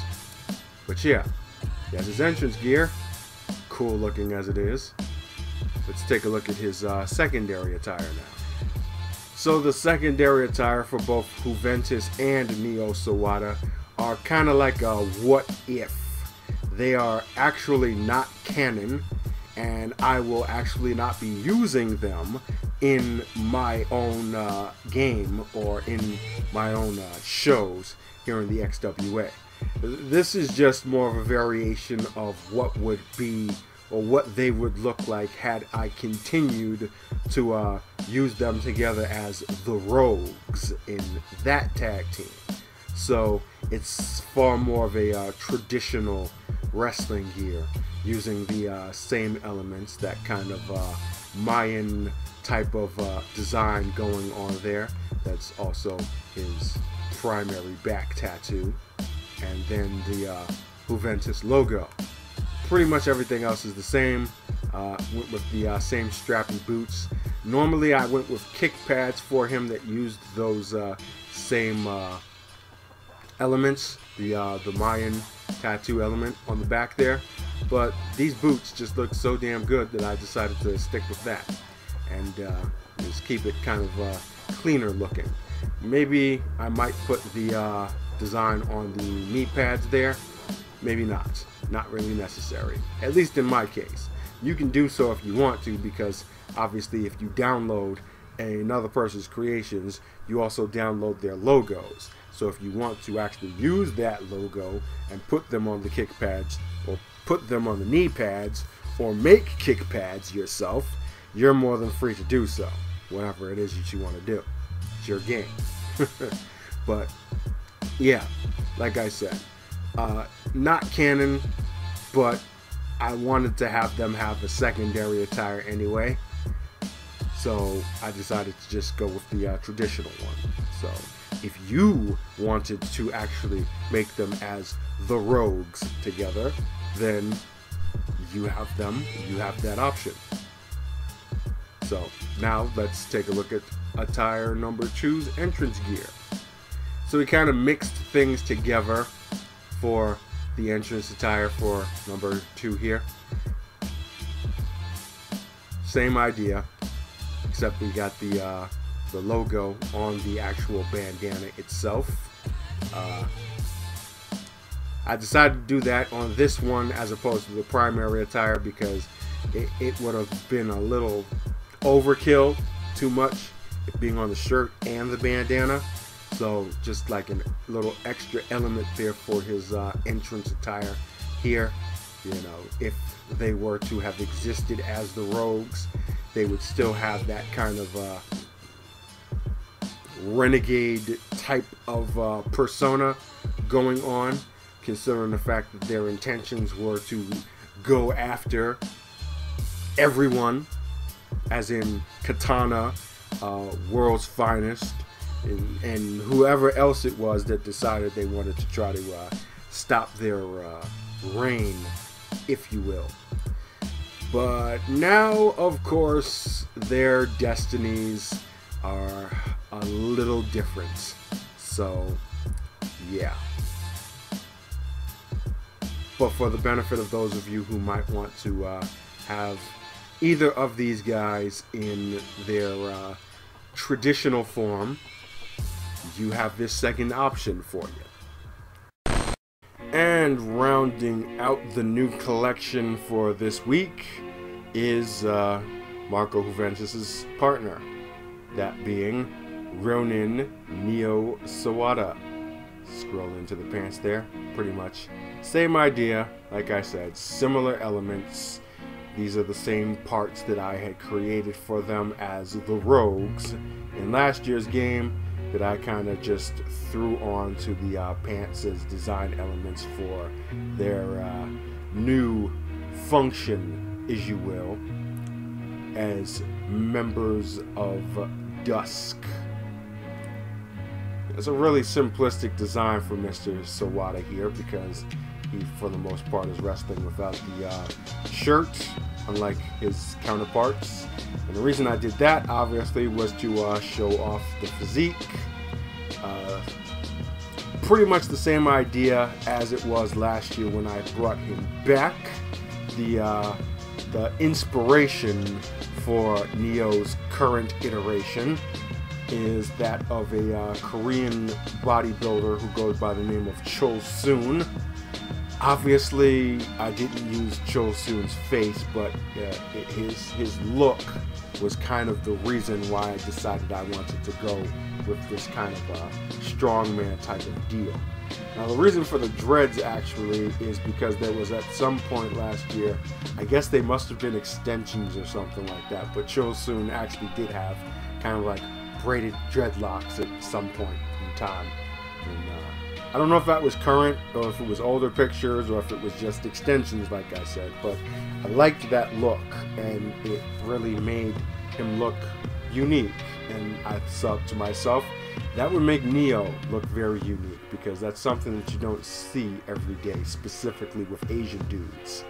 So yeah, he's got dreads, and yeah, it looks good, and it's augmented even more so by the fact that Dusk themselves are very unorthodox, to say the least. So yeah, there's not really a whole much else going on here. You know, he is very much a character-driven CAW, so there's not much of a need for me to doll him up a great deal. It was actually him that I made first before I made Marco Juventus. So the whole overall design of the attire was his first, and I just copied that over to Juventus and changed up a couple of things like the gloves and putting a shirt on Marco as opposed to Neo here. And yeah, I realize that the shirt kind of blocks off a lot of the ink work that Juventus has, but it's there, so you know that it's there, and if you ever do want to take it off, you can obviously put it back on. Once again, you still have the same logo elements available to you when you download it, so you can customize at your leisure.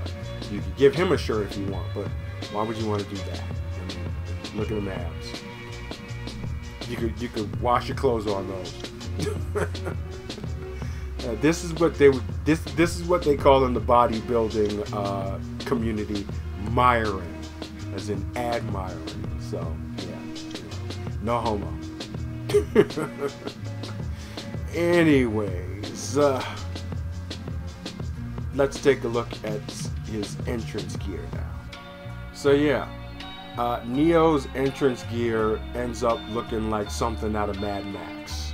Like, he seriously could pass off as a villain in a Mad Max movie, just from this combination that I got going on here. The reason I went with the steampunk glasses there is because I had actually wanted to use the face mask, I guess, not the Bane mask, but the one that has these kind of glasses on them.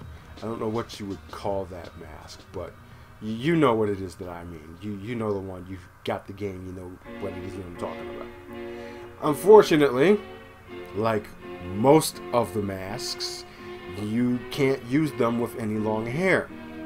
And when I decided I wanted to go with the dreadlocks for Mr. Sawada as opposed to the shorter hair style that you will soon see, I had to make some adjustments. One thing for sure is that I wanted to cover his eyes for the entrance gear, at least this entrance gear. So we went with this as opposed to just regular old shades because that just didn't look the same. So yeah, once again, you got another sanity jacket. You will notice I made one slight edit here because that patch there has the Union Jack on it, representing the UK. Obviously, Neo Sawada isn't British, so we went with the flag of his own nation.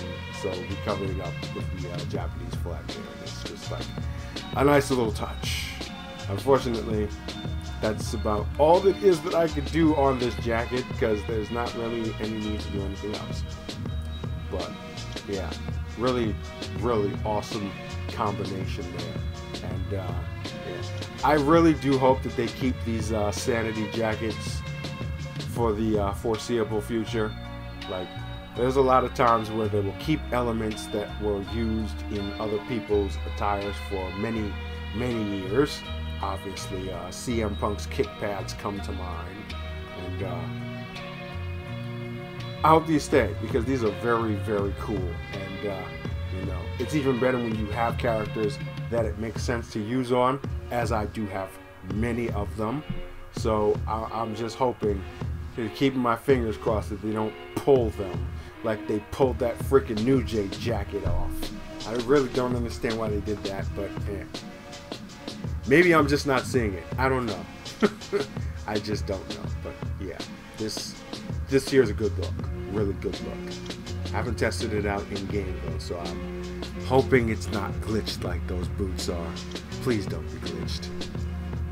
Anyway, check out attire number 2 now. There. And so, once again, this would be Neo Sawada's original variation.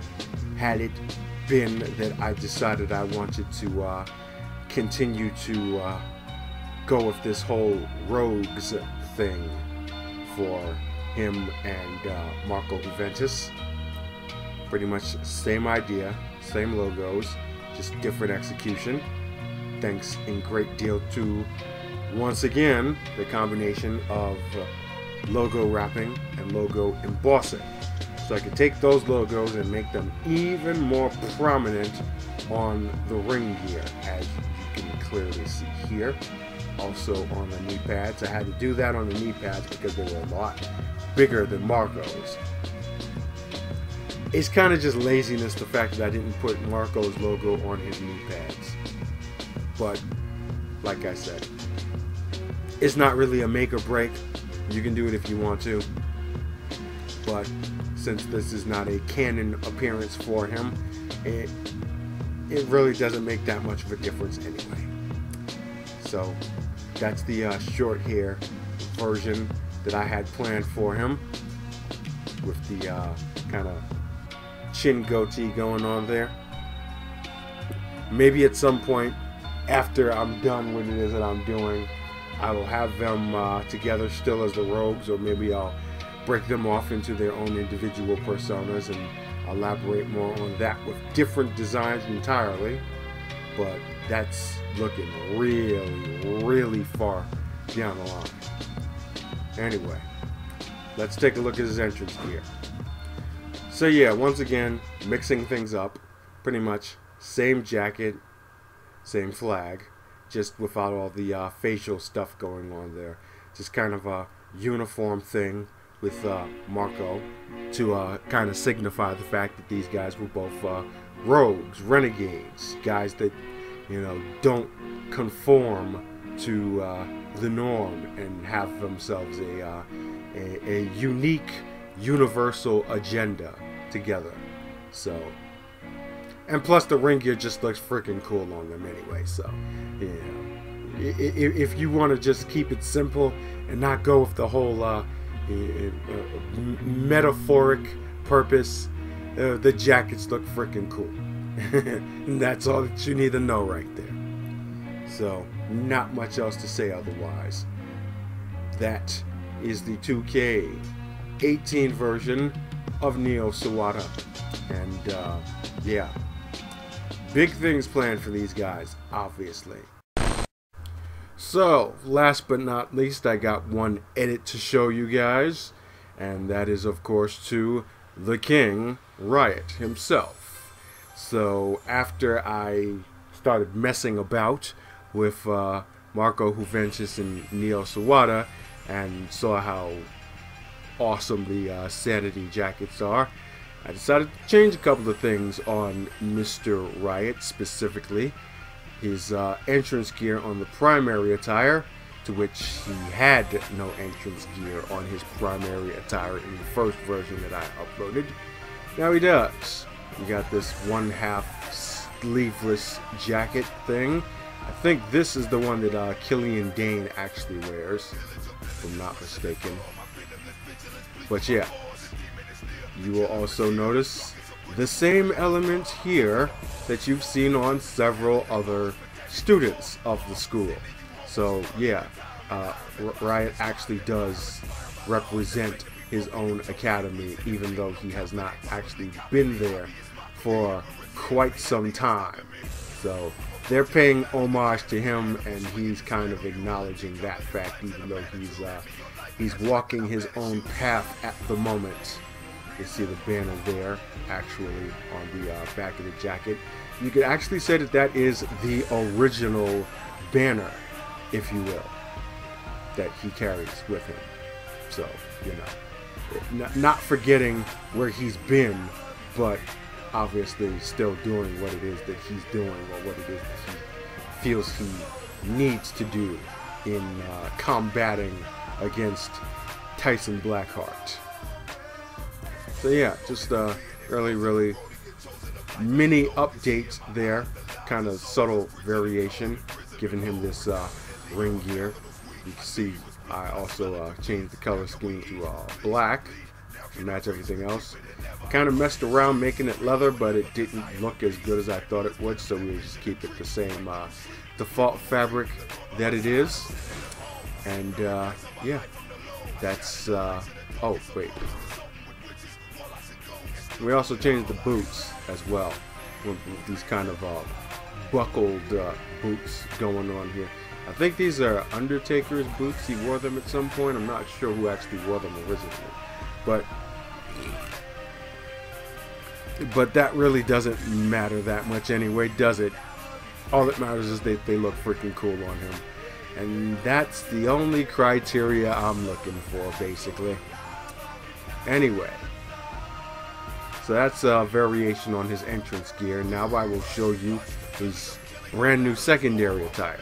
Yes, brand spanking new. So for the secondary attire, taking full advantage of the fact that you can actually have the character wear this jacket in the ring during a match, as opposed to just as an entrance attire, I decided I wanted to make that his actual ring gear for the secondary look. You will also see, once again, we got the mini School of Hardcore banner there, actually on the jacket. And once again, the original banner now takes up that kind of flag thing that's hanging off the back end of it. So yeah, it's a very prominent element on him, whereas it's a kind of subtle element on everyone else. Everything else pretty much the same. Still got the Bane mask, top and everything. I kind of changed the logo. You can't really see it there, obviously, covered up by the jacket, but that's the original logo that I had used for Riot on his primary attire last year. And we changed up the pants here using the same Red Skull design element that I had used for Dollface. It's subtle enough, and it's not as busy as that multi-red skull that I used before, so we went with that instead. And then we changed the coloration of the spikes, the straps on the boots there to red, to give him that kind of red and black sort of design scheme, sort of, a little bit, but not quite. Other variation we have here is going on with the left hand. I got my custom belt straps going on there against a leather arm strap, and then you got the single athletic glove, also leather finish. Everything else pretty much the same. So yeah, this version of Riot will be also up there, along with all the rest of the characters that you have seen in this video. And so to wrap things up, we'll go and give you the details for all the brand new creations that I have added to the community creation server for you guys. Here we go. Jon Payne will feature DLC, particularly that of that Aleister Black gentleman. So yeah, you're going to need to get the NXT pack in order to get Jon Payne. Krystian Fenix features no DLC, but does contain content from the purchasables, so you got to unlock the stuff or get that accelerator pack in order to acquire him, but no DLC there. XXL will include downloadable content. Once again, stuff courtesy of Lars Sullivan and Drew McIntyre, Batista, all that jazz. So yeah, you'll need to be current on all of your DLC content in order to be able to get Mr. Luther.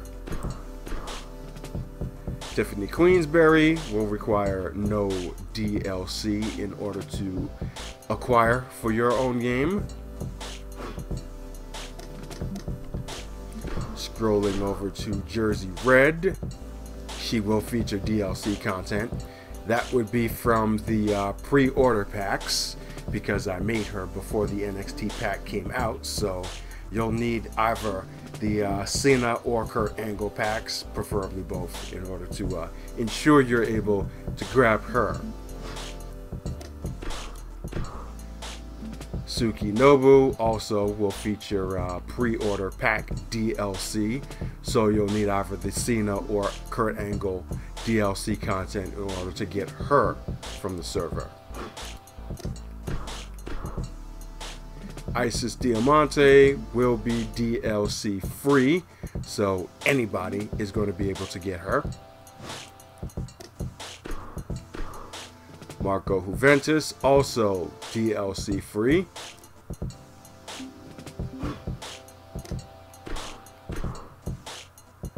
Neo Sawada will contain DLC content from the Cena pack and also the NXT pack, so you'll need both of those DLCs in order to grab him.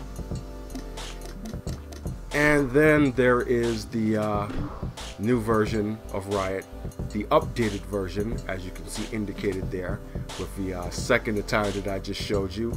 Nothing else has been changed on him, which means that he requires no DLC in order to be able to get. So you're definitely want to grab the update version of him, because as of my next video, Riot, Crossbones, Black, Ethan Ulrich, and Johnny Tama will all be getting replaced by Katana, that being Victory Musashi, Jung Suzuki, Kevin Lassiter, Duke Morrow, and Tane Tua. I'll already be working on them by the time you're watching this video, so these 5 are only going to be available for the next week, up until I release the next weekly upload update video, to which they will all be gone and Katana will be taking their places. So the 9 new characters that you see here are all going to be available for upwards of 2 weeks. Plenty of time for you to get them or get the DLC that's required to get them and then get them. So yeah, that's where we stand right now. Search tags, as always, are going to be 3XW, that is the letter 3 followed by XCAW, or the letters XWA. Now, as far as the last second updates are concerned, I still have the tournament that I need to complete, but I've pretty much resigned myself to the fact that I'm going to just finish making my creations first, complete the men's division, and then I will actually start doing the commentary for the remaining rounds of the Warfield Invitational, and we will begin the 2K18 season proper from there.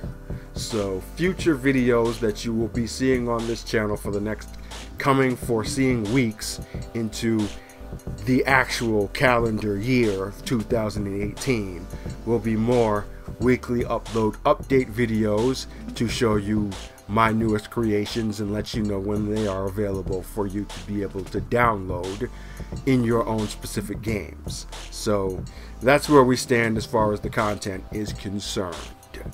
Make sure that you are subscribed to my channel in order to catch said content, and if you're subscribed, make sure you have that notification bell button hit. That way you know whenever it is that that content comes up, the moment that it is made available.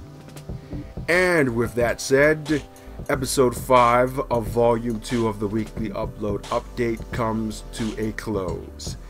Thank you for watching, and until the next time, this is Obi, aka 3X, signing off. See ya!